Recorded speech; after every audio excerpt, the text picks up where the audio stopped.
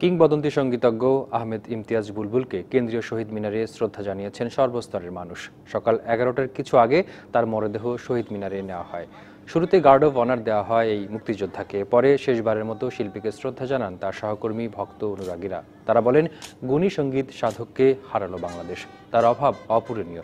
শ্রদ্ধা নিবেদনের পর ঢাকা বিশ্ববিদ্যালয়ের কেন্দ্রীয় মসজিদে হয় তার প্রথম জানাজা। এরপর দীর্ঘদিনের কর্মক্ষেত্র বিএফডিসিতে নেওয়া হবে তার দ্বিতীয় জানাজা। মিরপুর শহীদ বুদ্ধিজীবী কবরস্থানে শায়িত হবেন এই সুরের স্রষ্টা।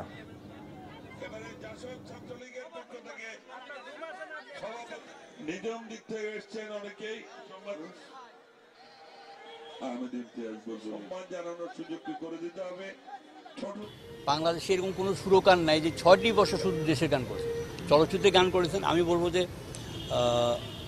ইন্দ্র কিশোর, সাবনে ইয়াসমিন, কনক চাপা এবং নতুন শিল্পীদের নিয়ে উনি কাজ করতে পছন্দ করতেন। তার সাথে অনেকেরই দারুণ সখ্যতা ছিল। আমি ছোট্ট জীবন হলেও তার মতো একজন সঙ্গীতের দিকপালের সাথে দীর্ঘ বছর একসাথে কাজ করার সুযোগ হয়েছে। কিন্তু গানই তিনি করেননি। তিনি ৭১-এর যুদ্ধ অপরাধীর যে বিচার আন্দোলন, সেই আন্দোলনে নিজের জীবনের ঝুঁকি নিয়ে তিনি গোলাম আজমের বিরুদ্ধে সাক্ষী দিয়েছিলেন। তার ছোট ভাইকে তিনি হারিয়েছেন, কিন্তু তিনি মুর্শে পড়েননি। আমি অসুস্থ ছিলাম, ও আমাকে সাহস জোগাতো। ইন্ডিয়া তো আমার টেলিফোন করতো, দাদা তুমি আসো আবার গান করবো, কিন্তু বেড লাগ যাওয়ার কথা আমারও চলে গেল। শ্বাসকষ্টে ভুগছেন সুরকার ও সঙ্গীত পরিচালক আলাউদ্দিন আলী। রাতে তাকে রাজধানীর মহাখালীর ইউনিভার্সাল মেডিকেলের নিবিড় পরিচর্যা কেন্দ্রে ভর্তি করা হয়েছে। আলাউদ্দিন আলীর শারীরিক অবস্থা অপরিবর্তিত রয়েছে বলে জানিয়েছেন হাসপাতালটির চিকিৎসক। পরীক্ষা নিরীক্ষার পর পরিস্থিতি বোঝা যাবে বলে জানিয়েছেন হাসপাতাল কর্তৃপক্ষ। মুন্সিগঞ্জে এই গুণী সঙ্গীতজ্ঞের জন্ম 1952 সালের 24শে ডিসেম্বর। 44 বছরের ক্যারিয়ারে প্রায় 3 শতাধিক চলচ্চিত্রের গানে সুর দিয়েছেন তিনি। জাতীয় চলচ্চিত্র পুরস্কার জয় করেছেন 8 বার। তার মেয়ে সঙ্গীত শিল্পী আলিফ আলাউদ্দিন সবার কাছে তার বাবার জন্য দোয়া চেয়েছেন।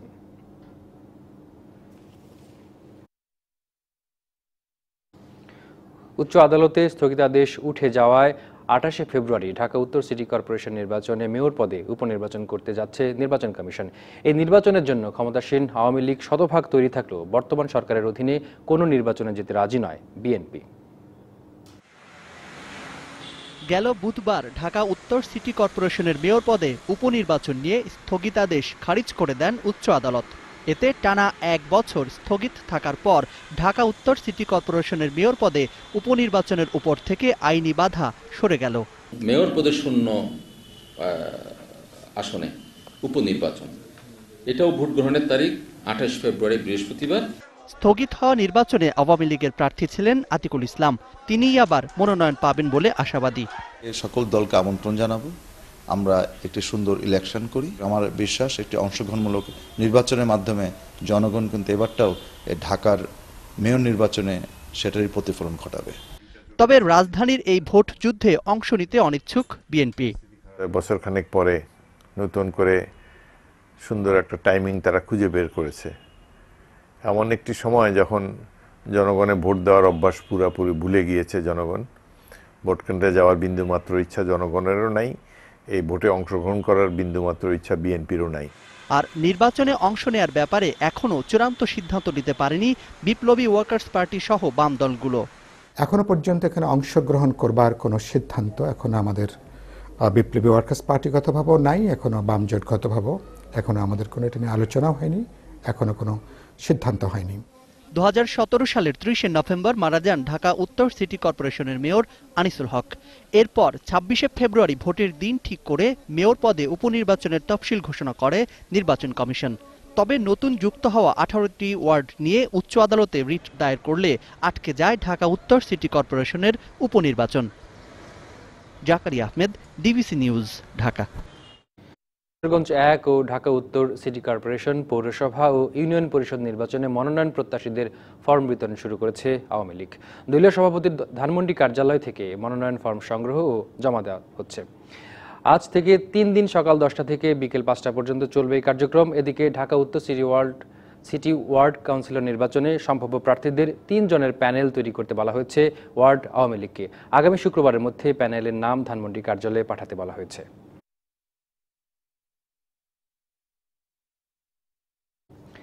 ঢাকা উত্তর সিটির মেয়র ও কিশোরগঞ্জ 1 আসনের উপনির্বাচন এবং 2 সিটি কর্পোরেশনের 36টি ওয়ার্ডে নির্বাচন অংশগ্রহণমূলক হবে বলে মনে করছেন আওয়ামী লীগের সাধারণ সম্পাদক ওবায়দুল কাদের। সকালে রাজধানীর বনানীতে বাংলাদেশ সড়ক পরিবহন কর্তৃপক্ষ বিআরটিএর ভবনে তিনি এমন আশাবাদ জানান। দলীয় প্রতীকের নির্বাচনে সব দলকে অংশ নিয়ে প্রতিদ্বন্দ্বিতাপূর্ণ নির্বাচনী পরিবেশ তৈরির আহ্বান জানান তিনি। এ সময় বিআরটিএকে দুর্নীতিমুক্ত করতে কর্মকর্তাদের কাজ করার নির্দেশ দেন মন্ত্রী। কোনো অনিয়ম সহ্য করা হবে না বলে সতর্ক করে অসাধু কর্মকর্তাদের দ্রুত সংশোধন হতে বললেন ওবায়দুল কাদের। নতুন ভোটাররাই নির্বাচনটি হবে দলীয় মার্কা, দলীয় প্রতীকে। কাজেই আমরা নিবন্ধিত সব দলকেই বলবো নির্বাচনে অংশ নিতে। কারণ নির্বাচনটা অংশগ্রহণমূলক, প্রতিদ্বন্দ্বিতামূলক হোক, এটা আমরা চাই। ফেব্রুয়ারিতে একই সঙ্গে একবারই অনুষ্ঠিত হবে বিশ্ব ইজতেমা। মাওলানা সাদ ও জুবায়েরপন্থীরা যৌথভাবে ইজতেমার আয়োজন করবেন বলে জানিয়েছেন স্বরাষ্ট্রমন্ত্রী আসাদুজ্জামান খান কামাল। দুপুরে সচিবালয়ে দুপক্ষের সঙ্গে বৈঠক শেষে একথা বলেন স্বরাষ্ট্রমন্ত্রী। ফেব্রুয়ারি মাসের যে কোনো সময় আমাদের টঙ্গীতে বিশ্ব ইজতেমাতে যেটা হয়ে থাকে সেই ইজতেমাটাই হবে এবং সেই ইজতেমাতে দুই পক্ষই একত্রে ইজতেমাটা করবে, একসঙ্গে ইজতেমাটা করবে। মাননীয় মন্ত্রী মহোদয় এখানে রয়েছেন, তার রুমে বসে সিদ্ধান্ত হবে যে 2 বার করবেন, 2 দিন করবেন না একদিনই ফাইনাল হয়ে যাবে। লক্ষ্মীপুরের জাদুয়ায় ট্রাক অটোরিকশা সংঘর্ষে শিশু ও নারীসহ একই পরিবারের 6 জন সহ নিহত হয়েছেন 7 জন। এই ঘটনায় এলাকায় নেমে এসেছে শোকের ছায়া। ভোরে আহত এক স্বজনকে দেখতে লক্ষ্মীপুর সদর হাসপাতালের উদ্দেশ্যে অটোরিকশায় নোয়াখালী থেকে রওনা দেয় একই পরিবারের শিশু ও নারীসহ 6 জন। পথে জাদুয়ায় পৌঁছালে বিপরীত দিক থেকে আসা মাল বোঝাই ট্রাকের সাথে অটোরিকশার মুখোমুখি সংঘর্ষ হয়। এতে মুহূর্তেই অটোরিকশাটি দুমড়ে মুচড়ে যায় ও ঘটনাস্থলে চালকসহ অটোরিকশার 6 যাত্রী মারা যায়। নিহতরা হলে নোয়াখালীর বেগমগঞ্জের শাহ আলম ও তার স্ত্রী নাসিমা আক্তার, মেয়ে রোকেয়া বেগম, ছেলে রুবেল, শিশু অমিত, শাহ আলমের মা শামসুন নাহার এবং চালক নুরু। এই ঘটনায় স্বজনদের মধ্যে নেমে এসেছে শোকের ছায়া। অন্তরের সন্ত্রাসীরা কুবানের পরে আমরা খবর শুনি, মনে করেন আমরা মা বোন আমার বাগিনেরা সবাই মিলে আমরা আসি হাসপাতালে আমার বাগিনেরা দেখার জন্য। লক্ষ্মীপুর আসার পথে একটা ট্রাকের সাথে অ্যাক্সিডেন্ট হয়ে আমাদের মা বোন বাগিনা সবাই মারা গেছে। পুলিশ জানায় মরদেহগুলো উদ্ধার করে লক্ষ্মীপুর সদর হাসপাতালে নেওয়া হয়েছে। লক্ষ্মীপুরমুখী একটা যাত্রীবাহী সিএনজিকে চাপাতে সিএনজি ট্রাকের নিচে চলে যায়। সিএনজিতে থাকা 6 জন যাত্রী, একজন ড্রাইভার, একজন বাচ্চা সহ 7 জন। পুলিশ আরও জানায় নিহত শাহ আলমের ছেলে নাদিম মাহমুদ অন্তর মঙ্গলবার রাতে লক্ষ্মীপুর সদরের চন্দ্রগঞ্জ এলাকার সাদার ঘরে দুর্বৃত্তদের হামলায় আহত হয়। তাকে দেখতে লক্ষ্মীপুর সদর হাসপাতালে যাচ্ছিল স্বজনরা। DBC news desk. Sanji steel industry সৌজন্যে ডিবিসি সংবাদে আরও থাকছে।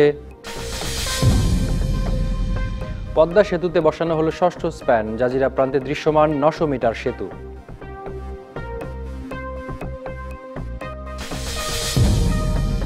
কুমিল্লায় 14 গ্রামে বাসে আগুন দিয়ে হত্যার ঘটনায় দায়ের করা মামলায় বিএনপি চেয়ারপারসন খালেদা জিয়ার জামিন আবেদন 4 ফেব্রুয়ারি নিষ্পত্তির নির্দেশ দিয়েছেন হাইকোর্ট। বুধবার বিচারপতি মোহাম্মদ রেজাউল হক ও বিচারপতি জাফর আহমেদের বেঞ্চ কুমিল্লার বিচারিক আদালতের প্রতি এই আদেশ দেন। বিএনপি জামায়াত জোটের অবরোধ চলাকালে 2015 সালের 3রা ফেব্রুয়ারি ভোরে 14 গ্রামে একটি নৈশ কোচে পেট্রোল বোমা নিক্ষেপ করে দুর্বৃত্তরা। এতে আগুনে পুড়ে ঘটনাস্থলে 7 জন ও পরে হাসপাতালে নেওয়ার পর আরও 1 জন মারা যান। এই ঘটনায় 14 গ্রাম থানায় হত্যা ও বিস্ফোরক আইনে পৃথক 2টি মামলা করে পুলিশ। এই মামলায় রাষ্ট্রপক্ষের সময় বাড়ানোর আবেদনের পরিপ্রেক্ষিতে গত 16 জানুয়ারি কুমিল্লার অতিরিক্ত জেলা ও দায়রা জজ মোহাম্মদ আলী আকবর শুনানি পেছানোর আদেশ দেন।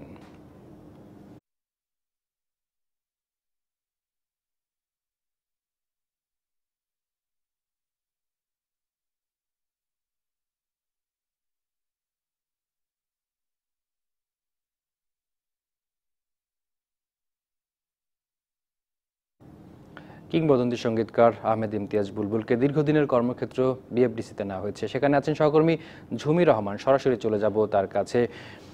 ঝুমি, আপনার কাছে জানতে চাই যে এর আগে তো 2টি আনুষ্ঠানিকতা হয়েছে, এবার আনা হয়েছে তার দীর্ঘদিনের কর্মক্ষেত্র এফডিসিতে। তো এখানে জানাজা হবে, তারপরে তাকে কোথায় নেওয়া হবে এবং এখানে কারা কারা এসেছেন জানাজায় অংশ নিতে?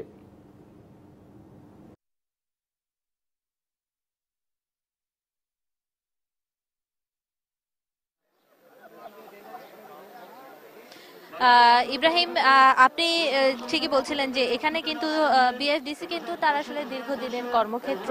বাংলাদেশের চলচ্চিত্র অঙ্গনে তিনি দীর্ঘদিন ধরে জড়িত আছেন চলচ্চিত্রের সাথে। 60-70-এর দশক থেকে তিনি চলচ্চিত্রের গানের যেই নির্দেশনা পরিচালনা করে আসছেন এবং তার জনপ্রিয় গান আছে একেবারে, আমি যদি বলি সাদা কালো জগৎ থেকে এই রঙিন পর্দার জগৎ পর্যন্ত চলচ্চিত্রের অনেক জনপ্রিয় গান, যেসব জনপ্রিয় গানের মধ্য দিয়ে শিল্পীরা প্রসিদ্ধ হয়েছেন, যেসব গানের মধ্য দিয়ে তিনি নিজেও সমৃদ্ধ হয়েছেন এবং দেশকে সমৃদ্ধ করেছেন, সেই জায়গায় কিন্তু তাকে আনা হয়েছে। এবং এর আগে কিন্তু কেন্দ্রীয় শহীদ মিনারে সকাল 11টা থেকে বেলা 12:30 পর্যন্ত রাখার পর কেন্দ্রীয় জামে মসজিদে ঢাকা বিশ্ববিদ্যালয়, সেখানে তার নামাজে জানাজা অনুষ্ঠিত হয়েছে। এবং এখানে বিএফডিসিতে আমরা যদি আপনাকে একটু দেখাই ইব্রাহিম, এখানে মানুষ কিন্তু ফুল নিয়ে দাঁড়িয়েছিলেন অনেকক্ষণ ধরেই, কখন তাদের প্রিয় মানুষটি আসবেন এবং তার প্রতি শেষ শ্রদ্ধা নিবেদন করবেন, এবং সেটাই তারা এখন করছেন। একে একে লাইন ধরে তারা শ্রদ্ধা নিবেদন করছেন, ফুল হাতে নিয়ে এসেছেন। এখানে চলচ্চিত্র অঙ্গনের চলচ্চিত্র পরিচালক, শিল্পী, অভিনয় শিল্পী সহ সকলেই এখানে উপস্থিত হয়েছেন। ইভেন বিভিন্ন কলাকুশলীরা এখানে আছেন।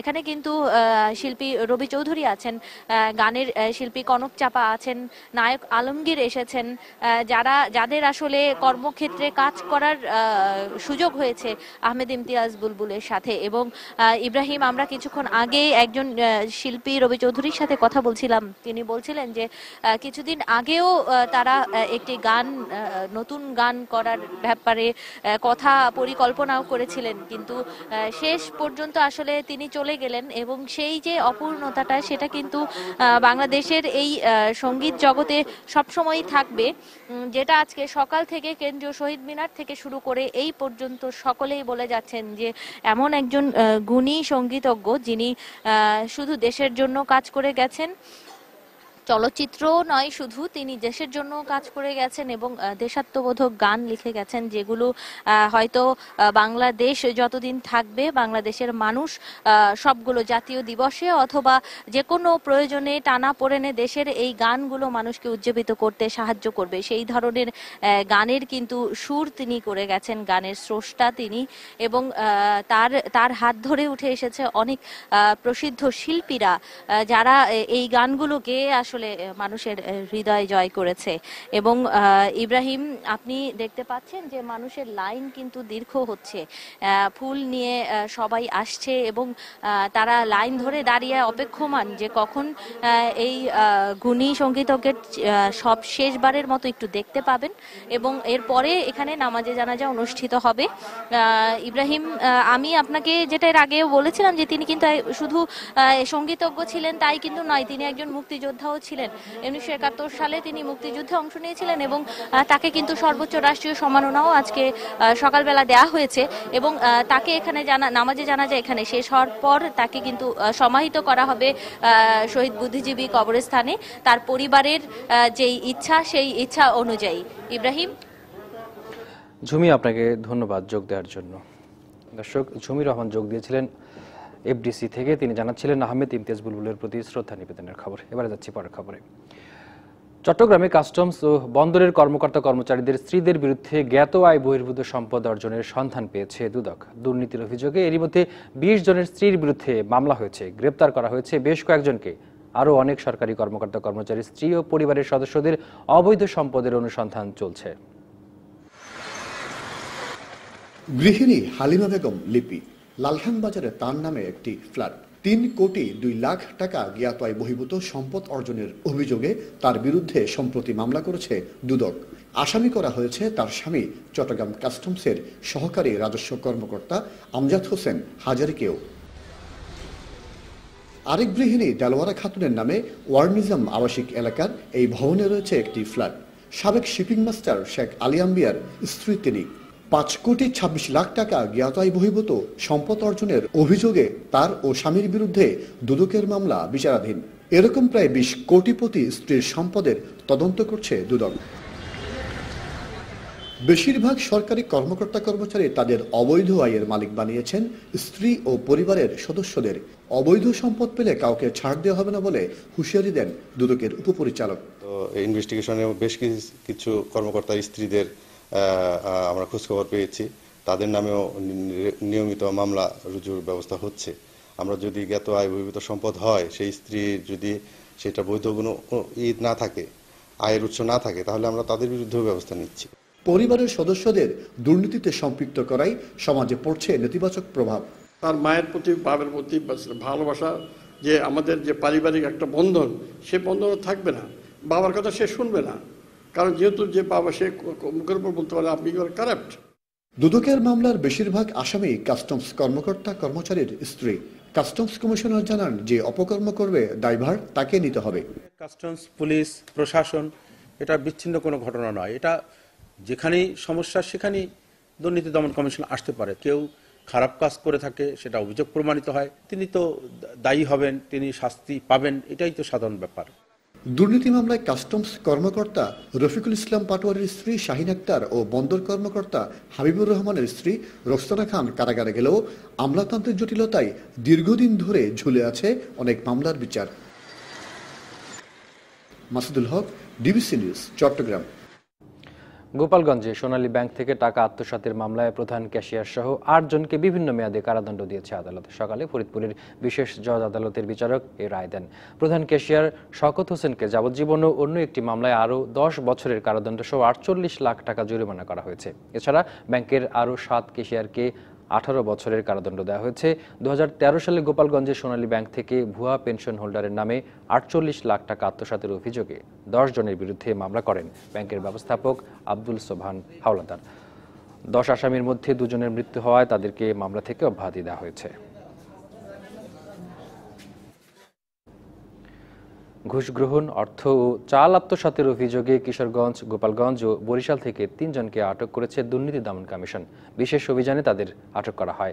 10,000 টাকা ঘুষ নেওয়ার সময় কিশোরগঞ্জে আটক হয়েছেন ভূমি অফিসের সার্ভেয়ার গিয়াসউদ্দিন। এদিকে 2,55 লাখ টাকা আত্মসাতের মামলায় গোপালগঞ্জের ভাটিয়ারা পাড়ায় শাখার সোনালী ব্যাংক কর্মকর্তা আক্তার হোসেনকে গ্রেপ্তার করেছে দুদক। এছাড়া 5 মেট্রিক টন সরকারি চাল আত্মসাতের অভিযোগে বরিশাল সদরের চাঁদপুর ইউনিয়নের চেয়ারম্যান আমানুল্লাহকে গ্রেপ্তার করেছে দুদক। সকালে শহরের চৌমাথা এলাকা থেকে তাকে গ্রেপ্তার করা হয়।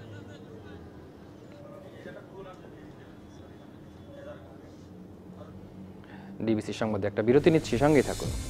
দ্রুত গতিতে এগিয়ে চলছে পদ্মা সেতু প্রকল্পের কাজ। আজ বসানো হলো সেতুর 6ষ্ঠ স্প্যান। জাজিরা প্রান্তে 36 ও 37 নম্বর পিলারের উপর ধূসর রঙের স্প্যানটি বসানো হয় সকাল 10:45টার দিকে। আর তাতে দৃশ্যমান হলো সেতুর 900 মিটার। সেতুর মূল 42টি পিলারের মধ্যে 16টির কাজ পুরোপুরি সম্পন্ন হয়েছে। 15টি পিলারের কাজ চলছে। মোট 261টি পাইলের মধ্যে 191টি পাইলের কাজ সম্পন্ন হয়েছে। এছাড়া 17টি স্প্যান প্রস্তুত রয়েছে। প্রস্তুত করা হচ্ছে আরও 18টি স্প্যান। 6.15 কিলোমিটার দীর্ঘ ওই সেতুতে 42টি পিলারের ওপর বসবে 41টি স্প্যান। দোতলায় সেতুর নিচতলায় চলবে ট্রেন। এরই মধ্যে পিলারে বসানো স্প্যানগুলোতে রেলের স্ল্যাব বসানোর কাজ চলছে। জাজিরা প্রান্তের স্প্যানগুলোকে এ পর্যন্ত 128টি রেলওয়ে স্ল্যাব বসানো হয়েছে। পুরো সেতুতে এরকম 2959টি স্ল্যাব বসিয়ে তৈরি হবে রেলপথ। সিরাজগঞ্জে জাতীয় জুট মিলে আগুনে প্রায় 1 কোটি টাকার ক্ষতি হয়েছে বলে জানিয়েছেন কর্তৃপক্ষ। এ ঘটনায় প্রোডাকশন ম্যানেজার রফিকুল ইসলামকে প্রধান করে 4 সদস্যের তদন্ত কমিটি করা হয়েছে। কমিটিকে 3 কর্মদিবসের মধ্যে প্রতিবেদন দিতে বলা হয়েছে। ভোরে মিলের স্পিনিং সেকশনের 9 নম্বর ইউনিটে আগুন লাগে। ফায়ার সার্ভিসের 5টি ইউনিট 4 ঘন্টার চেষ্টায় আগুন নিয়ন্ত্রণে আনে।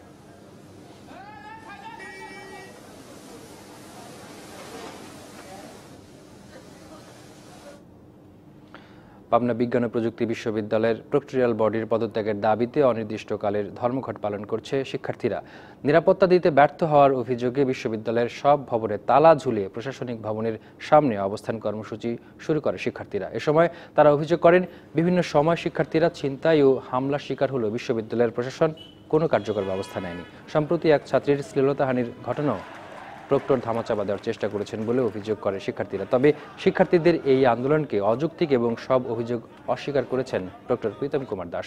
এদিকে ধর্মঘটের কারণে স্থগিত করা হয়েছে বিশ্ববিদ্যালয়ের পূর্ব ঘোষিত শিক্ষক সমিতির নির্বাচন। দিন দিন এলপিজি গ্যাসের ব্যবহার বাড়লেও এর দাম ঠিক করা নিয়ে কোনো নীতিমালা তৈরি হয়নি এখনো। হচ্ছে হবে বলেই কাটিয়ে দিচ্ছে সরকার। আর অন্যান্য জ্বালানি পণ্যের মতো এলপিজির দামও নিয়ন্ত্রক প্রতিষ্ঠান বিআরসি ঠিক করার এখতিয়ার থাকলেও সংস্থাটি নিশ্চুপ। প্রাকৃতিক গ্যাসের সংকট আর কাঠ পোড়ানো জ্বালানির বিকল্প হিসেবে দেশে তরলীকৃত প্রাকৃতিক গ্যাস এলপিজির ব্যবহার ক্রমাগত বাড়ছে। এলপিজি আমদানি, বোতলীকরণ ও বাজারজাত করছে 15টি কোম্পানি। খুচরায় এখন 12 কেজি ওজনের 1 সিলিন্ডার এলপিজি বিক্রি হয় 1250 টাকা পর্যন্ত। 32 কেজির দাম 3300 টাকা। এলপিজির এই দাম কমানো সম্ভব হলেও নানা যুক্তি রয়েছে ব্যবসায়ীদের। মংলাতে আমরা 3000 টনের বেশি এলপিজি আনতে পারি না। যখন 3000 টন এলপিজি আনি তখন আমার এলপিজি কষ্ট বেড়ে যায়। আমি যদি 20000 টন এলপিজি আনতে পারতাম, জাহাজ আনতে পারতাম, তাহলে আমার কষ্ট কম পড়তো। দুর্ঘটনা ঘটলে তার দায় নেই এলপিজি বোতলীকরণ প্রতিষ্ঠানগুলোর। পণ্যটির মান, দাম নিয়েও ভোক্তাদের অভিযোগ অনেক দিনের।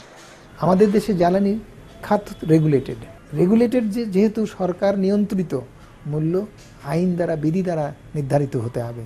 ব্যবসায়ীরা তাদের পছন্দ মাফিক, মর্জি মাফিক দাম নির্ধারণ করে বাজারে বিক্রি করবে, আর যা ভোক্তারা জিম্মি হবে সেটা আমাদের আইনে পারমিট করে না। এসব সমস্যা দূর করতে একটি নীতিমালার কথা অনেকদিন ধরে বলে আসছেন বিদ্যুৎ ও জ্বালানি প্রতিমন্ত্রী। সময় গড়িয়ে যাচ্ছে শুধু আলোচনাতেই। দামের এই ভোলাটাইল, এই 800 টাকা আছে, এই 1000 টাকা হয়ে গেল, এই 1200 টাকা হয়ে গেল, এইটাকে কিভাবে একটা ভালো জায়গায় নিয়ে আসা, একটা সাশ্রয়ী মূল্যে নিয়ে আসা, এই বিষয়গুলো আলোচনা করছি। ফেব্রুয়ারি প্রথম উইকে থেকে আমি এই বিষয় নিয়ে কাজ করব।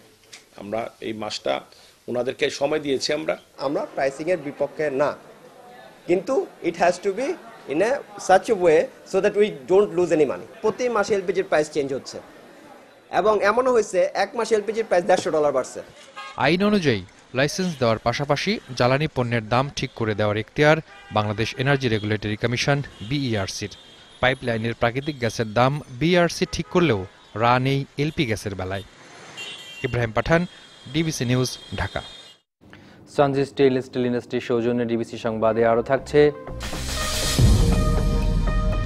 ভারতের নাগরিকত্ব পাবেন সব বাঙালি শরণার্থী, বললেন বিজেপি প্রধান অমিত শাহ।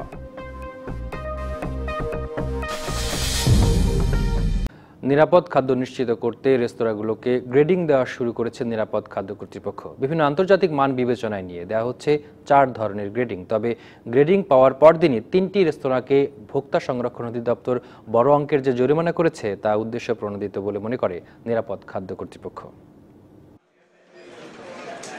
ভোজন বিলাসী বাঙালি, কেউ শখে আর কেউ প্রয়োজনে খেতে যান রেস্তোরাঁয়। কিন্তু রেস্তোরাঁর পরিবেশ নিয়ে আগাগোড়াই অভিযোগ ছিল। রেস্তোরাঁর পরিবেশ স্বাস্থ্যসম্মত করতে এখন কাজ করছে নিরাপদ খাদ্য কর্তৃপক্ষ। গ্রেডিংয়ের জন্য বিবেচনা করা হচ্ছে রান্নাঘরের পরিবেশ পরিচ্ছন্নতা, খাবার প্রস্তুত ও পরিবেশনকারীদের স্বাস্থ্য পরীক্ষার রিপোর্ট সহ বেশ কিছু বিষয়। গ্রেডিং অনুসারে 4টি আলাদা রঙের স্টিকার দেওয়া হচ্ছে রেস্তোরাঁগুলোকে।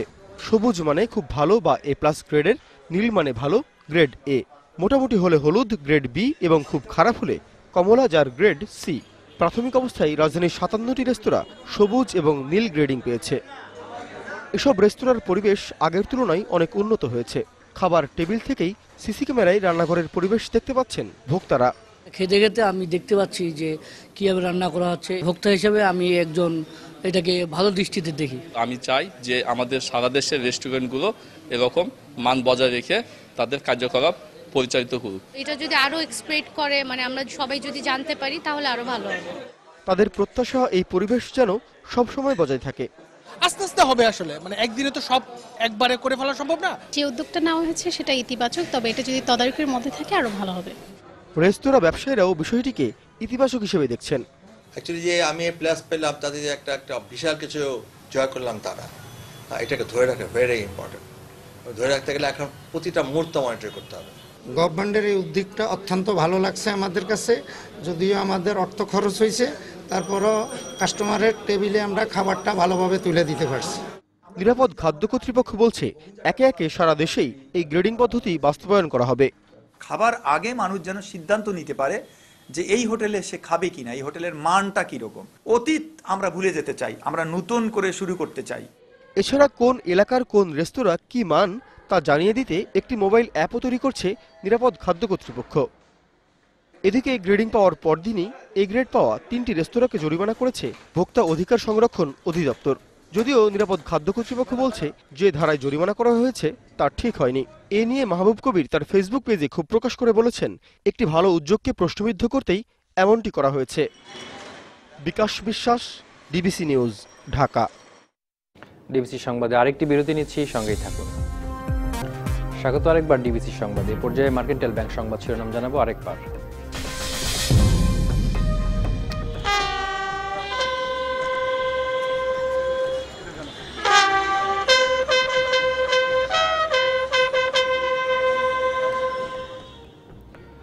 শ্রদ্ধা ভালোবাসায় সুরের স্রষ্টা মুক্তিযোদ্ধা বুলবুলকে বিদায়, শায়িত হবেন বুদ্ধিজীবী কবরস্থানে। সবকটা জানালা খুলে দাও না, আমি গাইব গাইব বিজয়ের গান।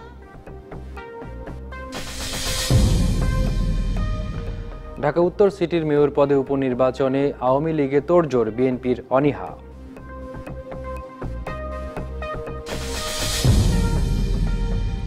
লক্ষ্মীপুরে ট্রাক সিএনজি অটোরিকশা সংঘর্ষ, একই পরিবারের 6 জন সহ নিহত 7 জন।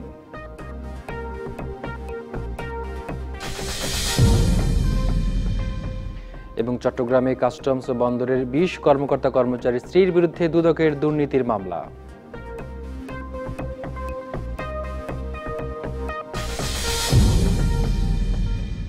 ময়মনসিংহে শহীদ সৈয়দ নজরুল ইসলাম কলেজের শিক্ষককে ট্রাফিক পুলিশের মারধরের প্রতিবাদে বিক্ষোভ ও থানায় ভাঙচুর করেছে শিক্ষার্থীরা। সকালে কোতোয়ালি মডেল থানা ও পুলিশ ফাঁড়িতে ভাঙচুর করে বিক্ষুব্ধ শিক্ষার্থীরা। পরিস্থিতি নিয়ন্ত্রণে আনতে লাঠিচার্জ, রাবার বুলেট ও টিয়ার শেল নিক্ষেপ করে পুলিশ। এ সময় পুলিশ ও শিক্ষার্থী সহ 15 জন আহত হন। তাদের ময়মনসিংহ মেডিকেলে চিকিৎসা দেওয়া হচ্ছে। বুধবার শহরের শহীদ সৈয়দ নজরুল ইসলাম কলেজের সহকারী অধ্যাপক শেখ মোহাম্মদ শরীফুল আলমকে মারধর ও আটক করে ট্রাফিক পুলিশ। এ বিষয়ে তদন্ত চলছে বলে জানিয়েছে জেলা প্রশাসন।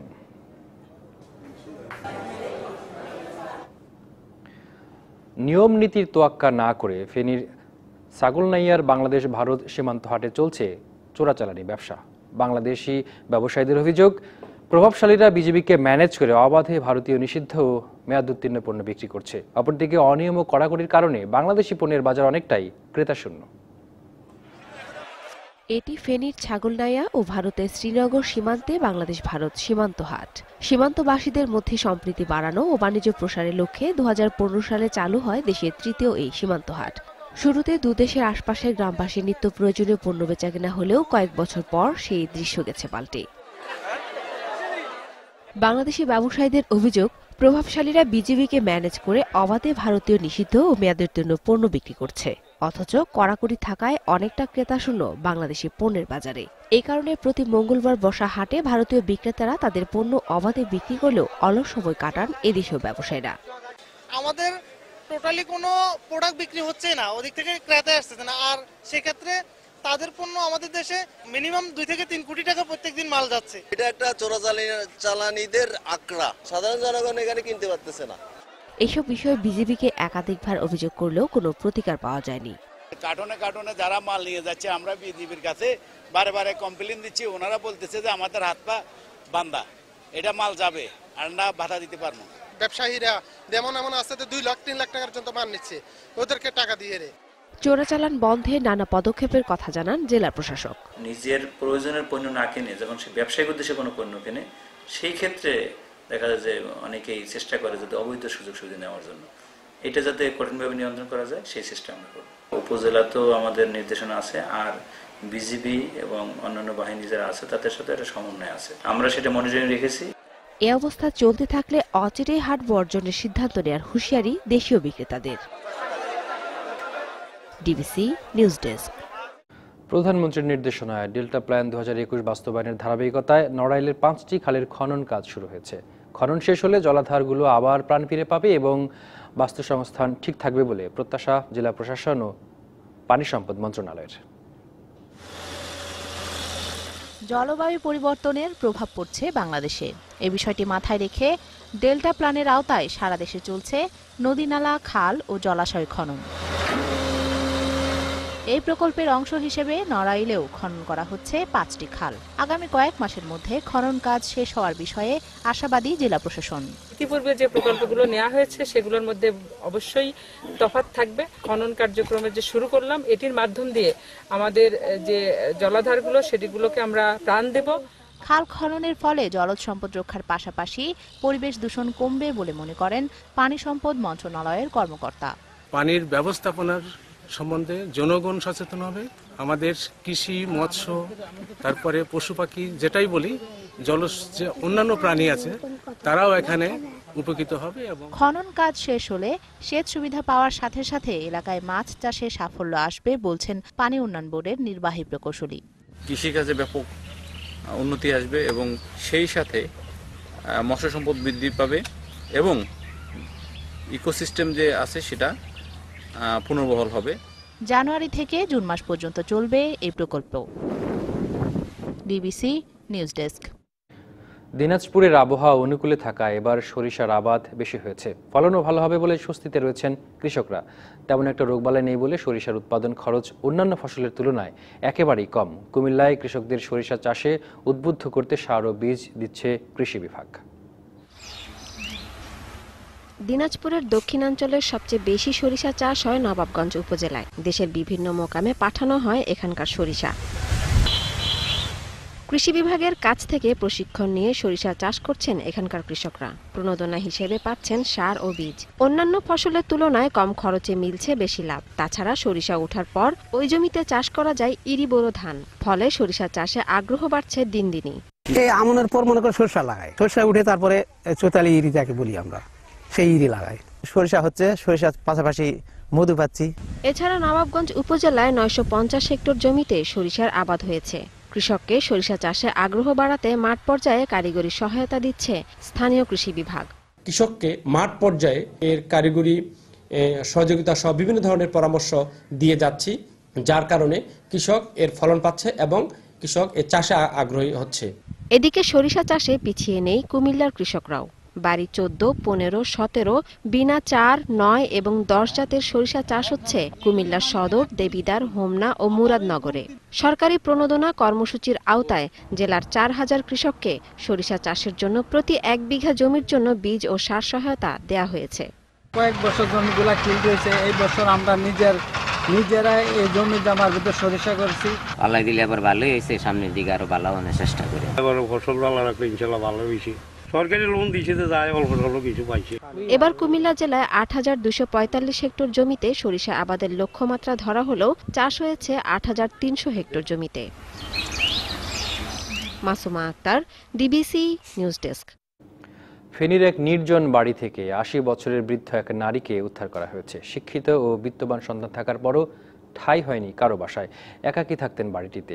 2 দিন কোনো সারা শব্দ না পেয়ে এলাকাবাসী পুলিশে খবর দিলে তাকে উদ্ধার করা হয়।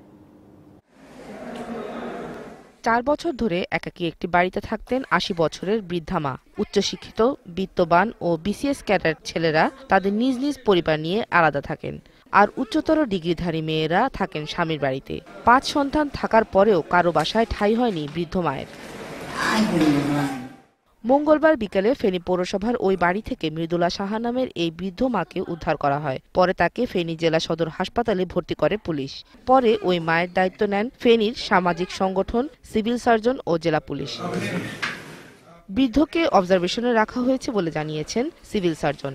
স্ট্রোক হতে পারে, মস্তিষ্কে রক্তক্ষরণ হতে পারে, আর মানসিক যে বিপর্যস্ত যে বিষয়টি অবসাদ থেকে হয়, একাকিত্ব থেকে হয়, সেটি অবশ্যই তাকে আক্রান্ত করেছে বলে আমার প্রাথমিক ধারণা। এই ঘটনার পিছনে কোনো কারণ আছে কিনা তা তদন্ত করে দেখা হচ্ছে বলে জানিয়েছেন পুলিশ সুপার। প্রতিবেশীর মাধ্যমে সে একটি খবর পায় তার মা সংক্রান্তে, এবং সে একটি ভুল মেসেজ দেয় যে তার মা মারা গেছে, ভিতরে আটকা অবস্থায় আছে, মারা গেছে, তাকে উদ্ধার করার জন্য। সন্তানদের এমন আচরণে নিন্দার ঝড় উঠেছে এলাকায়। DBC news desk. ডিবিসি সংবাদে আরেকটি বিরতি নিচ্ছি, সঙ্গেই থাকুন। স্বাগত আরেকবার ডিবিসি সংবাদে। সংবাদ এই ছিল এখনকার মতো। ডিবিসির সঙ্গে থাকুন 24 ঘন্টা।